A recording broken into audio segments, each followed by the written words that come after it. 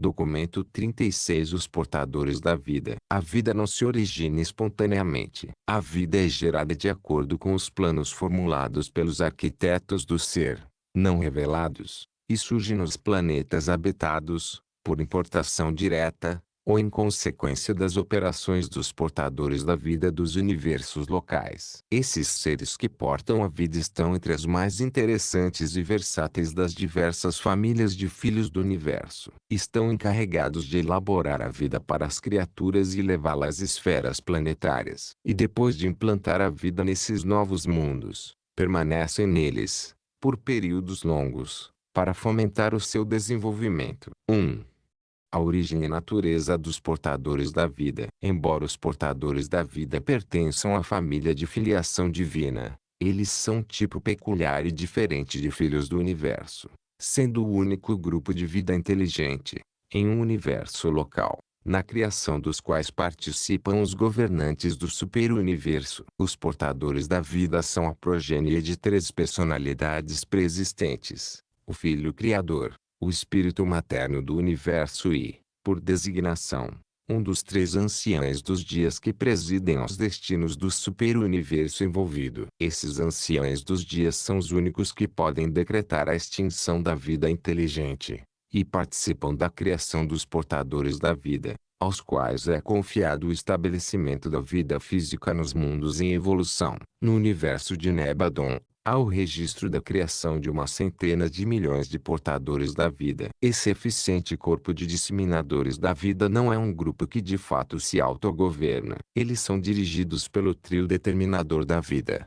que consiste em Gabriel, o pai Melquisedeque e Nambia, o portador da vida original e primogênito de Nebadon, em todas as fases da sua administração divisional. Contudo, eles se autogovernam. Os portadores da vida estão classificados segundo a sua graduação em três grandes divisões. A primeira divisão sendo a dos portadores da vida mais experientes, a segunda, a dos assistentes, e a terceira, a dos custódios. A primeira divisão é subdividida em 12 grupos de especialistas nas várias formas de manifestação da vida. Essa separação em três divisões foi efetivada pelos Melquisedeques, que conduziram os testes, com esses propósitos, nas esferas sede dos portadores da vida. Os Melquisedeques, desde então, têm estado intimamente associados aos portadores da vida e sempre os acompanham quando estes saem para estabelecer a vida em um planeta novo. Quando um planeta evolucionário é finalmente estabelecido em luz e vida, os portadores da vida são organizados em corpos deliberativos mais elevados, com a função de aconselhamento, para ajudar na futura administração e desenvolvimento do mundo e dos seus seres glorificados. Nas idades posteriores e estabelecidas de um universo em evolução, muitos deveres novos são confiados a esses portadores da vida. 2. Os mundos dos portadores da vida. Os Melquisedeques mantêm a supervisão geral do quarto grupo das 7 esferas primárias do circuito de Salvington. Esses mundos dos portadores da vida são designados do modo seguinte: 1. A sede central dos portadores da vida. 2. A esfera do planejamento da vida. 3. A esfera da conservação da vida. 4. A esfera da evolução da vida. 5. A esfera da vida ligada à mente. 6. A esfera da mente e do espírito nos seres vivos. 7.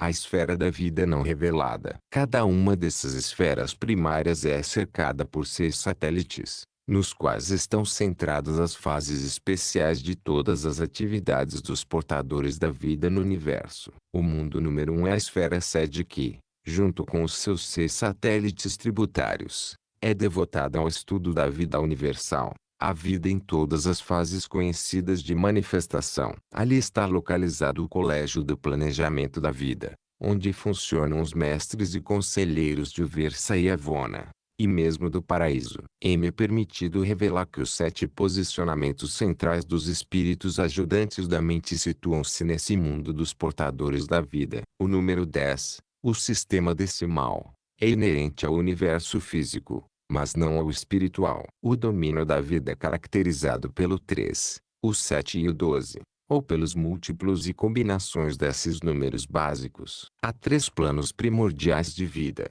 essencialmente diferentes, segundo a ordem das três fontes e centros do paraíso. E, no universo de Nebadon, essas três formas básicas de vida estão separadas em três tipos diferentes de planetas. Havia, originalmente, 12 conceitos distintos e divinos de vida transmissível. Esse número 12, com as suas subdivisões e múltiplos, perfaz todos os modelos básicos de vida, em todos os 7 superuniversos. Há também 7 tipos arquitetônicos de projetos de vida, arranjos fundamentais das configurações de reprodução da matéria viva. Os modelos de vida de Orvonton são configurados por 12 portadores de hereditariedade. As ordens diferentes de criaturas de vontade estão configuradas segundo os números 12, 24, 48, 96, 192, 384 e 768. Em Urântia, há 48 unidades de controle de modelos, determinadores das características, nas células sexuais da reprodução humana. O mundo número 2 é a esfera de projetos da vida. Nele todos os novos modos de organização da vida são elaborados. Se bem que os projetos originais de vida sejam providos pelo Filho Criador, o desenvolvimento efetivo desses planos é confiado aos portadores da vida e seus colaboradores. Após serem formulados os planos gerais da vida, para um novo mundo, são transmitidos às esferas sede, onde são minuciosamente estudados pelo Conselho Supremo dos Portadores da Vida mais experientes, em colaboração com um corpo de Melquisedeques consultores. Ainda que os planos partam de fórmulas previamente aceitas, é necessário que sejam passados ao Filho Criador e sejam endossados por ele. O dirigente dos Melquisedeques, frequentemente, representa o Filho Criador nessas deliberações. As vidas planetárias, portanto, ainda que semelhantes, sob alguns pontos de vista, são diferentes de várias maneiras em cada mundo evolucionário. Mesmo em uma série uniforme de vida, em uma única família de mundos, a vida não é exatamente a mesma em dois planetas quaisquer. Há sempre um tipo planetário, pois os portadores da vida trabalham constantemente em um esforço de aperfeiçoar as fórmulas vitais que são confiadas à sua guarda. Há mais de 1 milhão de fórmulas químicas fundamentais, ou cósmicas, que constituem os modelos parentais e as inúmeras variações funcionais básicas das manifestações de vida. O satélite de número 1 da esfera de planejamento da vida é o reino dos físicos e eletroquímicos do universo, que servem como assistentes técnicos dos portadores da vida, no trabalho de captar, organizar e manipular as unidades essenciais de energia empregadas na elaboração dos veículos materiais para a transmissão da vida, o chamado plasma germinador. Os laboratórios planetários de planejamento da vida estão situados no segundo satélite desse mundo, o de número 2. Nesses laboratórios, os portadores da vida, e todos os seus parceiros, colaboram com os Melquisedeques no esforço de modificar e possivelmente aperfeiçoar a vida projetada, para implantação nos planetas decimais de Nebadon. A vida, que agora evolui em Urântia, foi planejada e parcialmente elaborada nesse mesmo mundo, pois Urântia é um planeta decimal, um mundo experimental de vida. Num mundo, em cada 10, é permitida uma variação maior, em relação ao projeto modelo de vida, do que nos outros mundos, os não experimentais. O mundo número 3 é devotado à conservação da vida. Nele, vários modos de proteção e preservação da vida são estudados e desenvolvidos pelos assistentes e custódios do corpo dos portadores da vida. Os planos de vida, para cada mundo novo, sempre providenciam o estabelecimento, logo de início, da Comissão de Conservação da Vida, que consiste em custódios especialistas na manipulação especializada dos modelos básicos da vida. Em Urântia, 24 desses custódios ficaram encarregados de missões, 2 para cada modelo fundamental ou parental da organização arquitetônica do material da vida. Em planetas como o vosso, A forma de vida mais elevada é reproduzida por um feixe portador de vida que possui 24 unidades modelo. E posto que a vida intelectual se desenvolve a partir dos fundamentos da vida física, e neles baseia-se, assim, vem à existência as 24 ordens básicas de organização psíquica. A esfera número 4 e os seus satélites tributários devotam-se ao estudo da evolução da vida da criatura, em geral, e aos antecedentes evolucionários de qualquer nível de vida em particular. O plasma original da vida de um mundo evolucionário deve conter o potencial pleno para todas as variações futuras de desenvolvimento e para todas as modificações e mudanças evolucionárias subsequentes. O aprovisionamento para esses projetos de metamorfose da vida, em longo alcance, pode requerer o surgimento de muitas formas, aparentemente inúteis, de vida animal e vegetal. Esses subprodutos da evolução planetária, previstos ou imprevistos, surgem em um estágio de ação para apenas desaparecer, pois, no decorrer e ao longo de todo esse extenso processo, tem continuidade a trama da formulação sábia e inteligente dos elaboradores originais do plano da vida planetária e do esquema das espécies. Os múltiplos subprodutos da evolução biológica são todos essenciais à função plena e final das formas de vida de inteligência mais elevada, não obstante possa prevalecer, temporariamente, uma grande desarmonia exterior na longa luta de ascensão das criaturas mais elevadas para adquirir o predomínio de mestria sobre as formas inferiores de vida, e muitas destas são, algumas vezes, opostas à paz e ao conforto das criaturas em evolução dotadas de vontade. O mundo número 5 ocupa-se totalmente com a vida associadamente. Cada um dos seus satélites é devotado ao estudo de uma única fase da mente da criatura,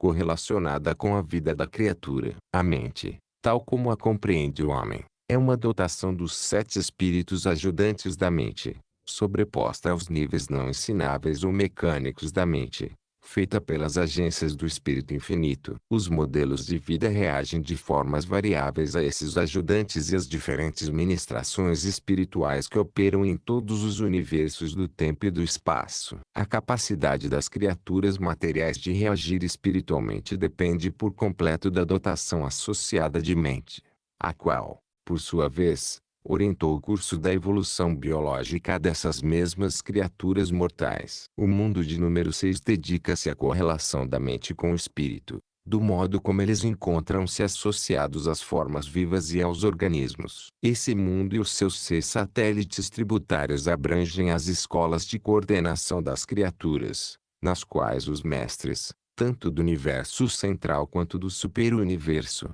colaboram com os instrutores de Nebadon para que fiquem manifestos na criatura, no tempo e no espaço, os níveis mais elevados de alcance. A 7ª esfera dos portadores da vida dedica a seus domínios não revelados da vida da criatura evolucionária, no que ela se relaciona à filosofia cósmica de factualização expansiva do Ser Supremo. 3. O transplante da vida. A vida não aparece espontaneamente nos universos.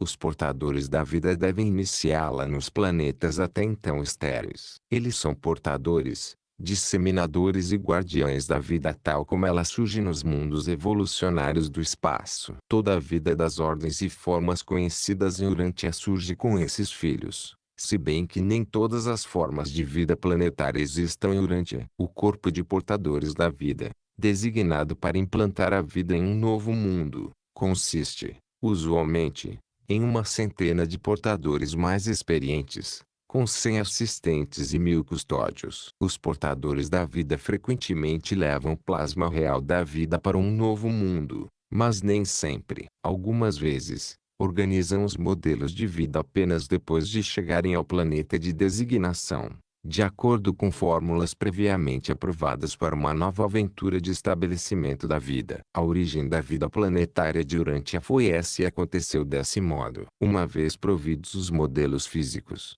de acordo com as fórmulas aprovadas, então, os portadores da vida catalisam esse material sem vida, comunicando-lhe, por meio das suas pessoas, a centelha da vida do espírito. E daí em diante o modelo inerte torna-se matéria viva. O centelha vital, o mistério da vida, é conferida por intermédio dos portadores da vida, não por eles. Na verdade, eles supervisionam essas operações, formulando o próprio plasma da vida.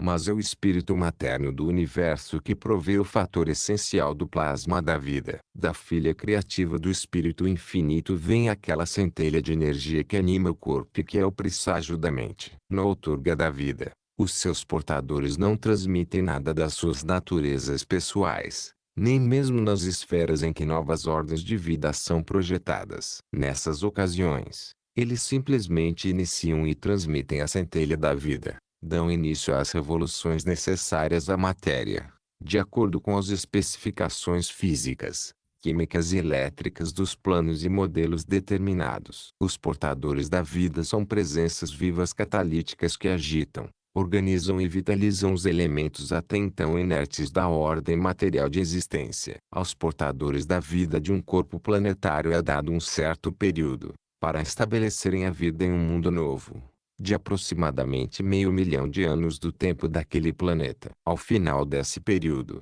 indicado por um certo alcance no desenvolvimento da vida planetária, eles cessam os esforços de implantação e nada podem acrescentar de novo ou suplementar, subsequentemente, a vida daquele planeta. Durante as idades que se interpõem entre o estabelecimento da vida e o surgimento das criaturas humanas de status moral, aos portadores da vida é permitido manipular o ambiente da vida e, de outras maneiras, direcionar favoravelmente o curso da evolução biológica. E eles fazem isso durante longos períodos de tempo. Uma vez que os portadores da vida, que operam em um mundo novo, hajam obtido êxito na produção de um ser com vontade, dotado dos poderes de decisão moral e escolha espiritual, então, nesse ponto, a sua tarefa termina. Eles completaram a sua obra e não podem mais manipular a evolução da vida. Desse ponto em diante, a evolução das coisas vivas deve continuar de acordo com o dom da natureza inerente e tendências que hajam sido já conferidas a elas e estabelecidas nas fórmulas e modelos da vida planetária. Aos portadores da vida não é permitido experimentar ou interferir na vontade.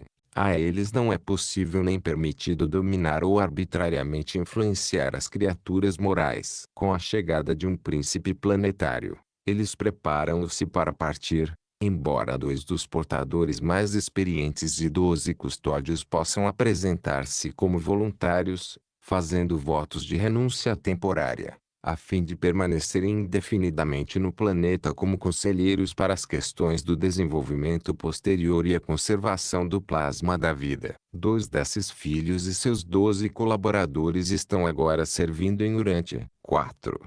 Os portadores Melquisedeques da vida. Em cada sistema local de mundos habitados em Nebadon, há uma única esfera na qual os Melquisedeques têm funcionado como portadores da vida. Essas moradas são conhecidas como os mundos midsonitas do sistema, e, em cada um desses mundos, um filho Melquisedeque, materialmente modificado, acasalou-se com uma filha escolhida da ordem material de filiação. As mães Evas desses mundos midsonitas são enviadas do centro-sede do sistema da jurisdição, tendo sido escolhidas pelo portador da vida Melquisedeque designado, dentre as inúmeras voluntárias que responderam ao chamado do soberano do sistema dirigido às filhas materiais da sua esfera. A progênie de um portador Melquisedeque da vida e de uma filha material é conhecida como midsonita. O pai Melquisedeque dessa raça de criaturas supernas finalmente deixa o planeta da sua função única de vida. E a mãe Eva dessa ordem especial de seres do universo também parte, quando do aparecimento da 7ª geração da sua progênie planetária. A direção desse mundo então é passada ao seu filho mais velho. As criaturas midsonitas vivem e funcionam como seres reprodutores nos seus magníficos mundos até que cheguem aos 1000 anos padrão, quando então são transladadas por transporte seráfico. Os midsonitas são seres que não se reproduzem mais, daí em diante, porque a técnica de desmaterialização, pela qual eles passam na sua preparação para enserafinar-se, priva-os para sempre das prerrogativas de reprodução. O status atual desses seres dificilmente pode ser qualificado seja como mortal ou imortal, e também não podem ser definitivamente classificados como humanos, nem como divinos. Essas criaturas não são resididas por ajustadores e, portanto, dificilmente seriam imortais. Mas elas também não parecem ser mortais. Nenhum midsonita alguma vez experienciou a morte. Todos os midsonitas nascidos em Nebadon até hoje estão vivos, funcionando nos seus mundos de nascimento, em alguma esfera intermediária ou na esfera midsonita de Salvington, nos grupos de mundos dos finalitores. Os mundos dos finalitores de Salvington, os portadores Melquisedeques da vida, bem como as mães Evas agregadas a eles, partem das esferas midsonitas do sistema em direção aos mundos dos finalitores do circuito de Salvington, onde a sua progenie também está destinada a se reunir. Com relação a isso, deve ser explicado que o quinto grupo dos 7 mundos primários, nos circuitos de Salvington, são os mundos dos finalitores de Nebadon. Os filhos dos portadores Melquisedeques da vida e das filhas materiais estão domiciliados no 7º mundo dos finalitores, a esfera midsonita de Salvington. Os satélites dos 7 mundos primários dos finalitores são o ponto de encontro das personalidades do superuniverso e do universo central, e podem estar cumprindo missões em Nebadon. Embora os mortais ascendentes transitem livremente em todos os mundos culturais e esferas de aperfeiçoamento dos 490 mundos que compreendem a Universidade Melquisedeque, há certas escolas especiais e inúmeras zonas de restrição nas quais não tem permissão de entrar. Isto é verdadeiro especialmente com relação às 49 esferas sob a jurisdição dos finalitores. O propósito das criaturas midsonitas não é ainda conhecido até este momento. Aparentemente, todavia, essas personalidades estão se reunindo no 7º mundo dos finalitores em preparação para alguma eventualidade futura na evolução do universo. As nossas indagações a respeito das raças midsonitas são sempre dirigidas aos finalitores. Estes, porém, continuadamente, recusam-se a discutir o destino dos seus pupilos. Independentemente da nossa incerteza quanto ao futuro dos midsonitas, sabemos que todos os universos locais de Orvonton abrigam um corpo, em acumulação crescente, desses seres misteriosos. É crença dos portadores Melquisedeques da vida que os seus filhos midsonitas algum dia serão dotados, por Deus, o último, com o espírito transcendental e eterno da absolutude. 5. Os 7 espíritos ajudantes da mente. A presença dos 7 espíritos ajudantes da mente, nos mundos primitivos, é o que condiciona o curso da evolução orgânica. Isso explica por que a evolução é proposital e não acidental. Estes ajudantes representam a função de ministração da mente, feita pelo Espírito Infinito, que se estende às ordens mais baixas de vida inteligente por meio da função operante do espírito materno de um universo local. Estes ajudantes são progênie do espírito materno do universo e constituem a sua ministração pessoal às mentes materiais dos reinos. Quaisquer sejam o local e o tempo em que tais mentes se manifestem, ali, esses espíritos estarão funcionando de modos diversos. Os 7 espíritos ajudantes da mente são chamados por nomes equivalentes às designações seguintes: intuição, compreensão, coragem, conhecimento, conselho,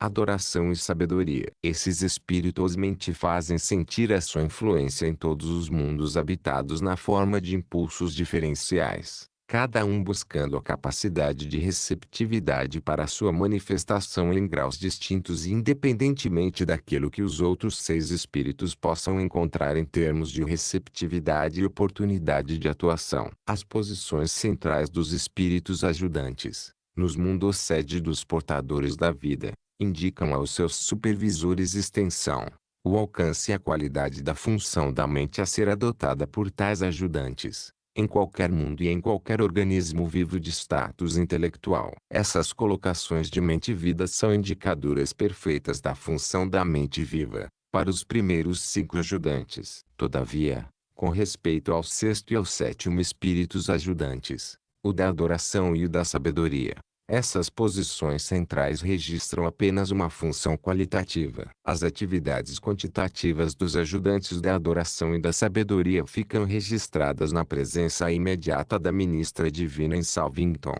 sendo uma experiência pessoal do espírito materno do universo. Os 7 espíritos ajudantes da mente sempre acompanham os portadores da vida a um novo planeta, mas não devem ser encarados como entidades. Eles são mais semelhantes a circuitos. Os espíritos desses 7 ajudantes do universo não funcionam como personalidades separadas da presença da ministra divina no universo. São, de fato, um nível de consciência da ministra divina, permanecendo sempre subordinados à ação e à presença da sua mãe criativa. Faltam-nos as palavras adequadas para melhor definir esses 7 espíritos ajudantes da mente. Eles ministram aos níveis mais baixos da mente experiencial e podem ser descritos, na sequência das realizações evolucionárias, do modo seguinte: 1. O espírito da intuição. A percepção rápida, os instintos físicos primitivos e reflexos inerentes, o dom da direção e outros dons autopreservadores ativos de todas as criações possuidoras de mente, o único dos ajudantes a funcionar tão amplamente nas ordens mais baixas da vida animal e o único a fazer um contato funcional amplo com os níveis não ensináveis da mente mecânica. 2. O espírito da compreensão, o impulso da coordenação, a associação de ideias espontânea e aparentemente automática. Essa é a dádiva da coordenação do conhecimento adquirido, o fenômeno do raciocínio rápido, do julgamento rápido e decisão pronta. 3. O espírito da coragem, o dom da fidelidade, nos seres pessoais, a base da aquisição do caráter e raiz intelectual da fibra moral e da bravura espiritual. Quando iluminado pelos fatos e inspirado pela verdade, torna-se o segredo do impulso de ascensão evolucionária pelos canais do autodirecionamento inteligente e consciente. 4. O espírito do conhecimento, a curiosidade, a mãe da aventura e da descoberta, o espírito científico, o guia e colaborador fiel dos espíritos da coragem e do conselho, o impulso de direcionar os dons da coragem para os caminhos úteis e progressivos de crescimento. 5. O espírito do conselho, o impulso social, o dom da cooperação com a espécie, a capacidade das criaturas volitivas de se harmonizar com os seus companheiros, a origem do instinto gregário entre as criaturas inferiores. 6. O espírito da adoração, o impulso religioso, o primeiro anseio diferencial a separar as criaturas dotadas de mente em 2 classes básicas de existência mortal. O espírito da adoração distingue para sempre o animal, ao qual está associado, das criaturas sem alma, no entanto com dotação mental. A adoração é a insígnia da candidatura à ascensão espiritual. 7. O espírito da sabedoria, a tendência inerente de todas as criaturas morais para o avanço evolucionário ordenado e progressivo. Este é o mais elevado dos ajudantes, o espírito coordenador e articulador do trabalho de todos os outros. Este espírito é o segredo daquele impulso inato das criaturas de mente, o qual inicia e mantém o programa prático efetivo da escala ascendente de existência, aquela dádiva das coisas vivas que responde pela sua capacidade inexplicável de sobreviver e, na sobrevivência, de utilizar-se da coordenação em toda a sua experiência passada e oportunidades presentes para a conquista da totalidade, em tudo que todos os outros 6 ministros mentais possam mobilizar na mente do organismo em questão. A sabedoria é o apogeu da atuação intelectual. A sabedoria é a meta de uma existência puramente mental e moral. Os espíritos ajudantes da mente crescem por meio de experiência, no entanto nunca se tornam pessoais. Eles evoluem em função, e as funções dos 5 primeiros, atuando nas ordens animais, em uma certa medida, se fazem essenciais para que todos os 7 funcionem no intelecto humano. Essa relação com os animais faz com que os ajudantes passem a ser mais eficazes na sua prática junto à mente humana. Assim é que os animais tornam-se, de uma certa forma, indispensáveis à evolução intelectual do homem, bem como à sua evolução física. Esses ajudantes da mente de um espírito materno do universo local estão relacionados à vida da criatura com status de inteligência, De uma maneira análoga à ligação que os centros de potência e os controladores físicos têm com as forças não viventes do universo, prestam um serviço inestimável aos circuitos da mente nos mundos habitados e são colaboradores eficazes dos mestres controladores físicos, os quais também servem como controladores e diretores dos níveis pré-ajudantes da mente. Níveis mentais estes que são não ensináveis ou mecânicos. A mente viva, antes do aparecimento da capacidade de aprender pela experiência, é domínio da administração dos mestres controladores físicos. A mente da criatura, antes de adquirir a capacidade de reconhecer a divindade e de adorar a deidade, é domínio exclusivo dos espíritos ajudantes. Com o surgimento da sensibilidade espiritual, no intelecto da criatura, tais mentes criadas tornam-se imediatamente supramentais, sendo incorporadas instantaneamente ao circuito dos ciclos espirituais do espírito materno do universo local. Os espíritos ajudantes da mente não estão relacionados, de nenhum modo, diretamente à função diversificada, e altamente espiritual, do espírito da presença pessoal da ministra divina, o Espírito Santo, nos mundos habitados. Contudo, são eles os antecedentes funcionais e preparatórios para o surgimento e a atuação do Espírito Santo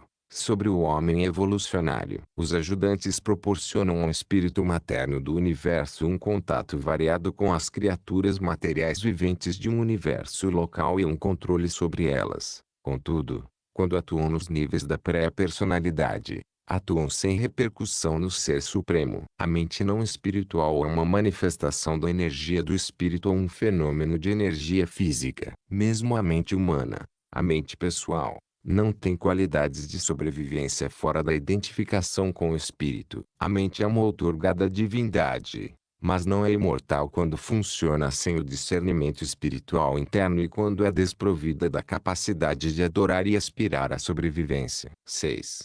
As forças vivas. A vida é tanto mecânica quanto vital, material e espiritualmente. Os físicos e os químicos de Urântia progredirão constantemente no seu entendimento das formas protoplasmáticas da vida vegetal e animal, sem no entanto jamais se tornarem capazes de produzir organismos vivos. A vida é algo diferente de todas as manifestações de energia. Mesmo a vida material das criaturas físicas não é inerente à matéria. As coisas materiais podem desfrutar de uma existência independente, mas a vida brota apenas da vida. A mente só pode ser derivada da mente pré-existente. O espírito tem origem apenas em ancestrais espirituais. A criatura pode produzir as formas da vida, mas só uma personalidade criadora ou uma força criativa podem proporcionar a centelha ativadora da vida. Os portadores da vida podem organizar as formas materiais, ou os modelos arquetípicos físicos para os seres vivos,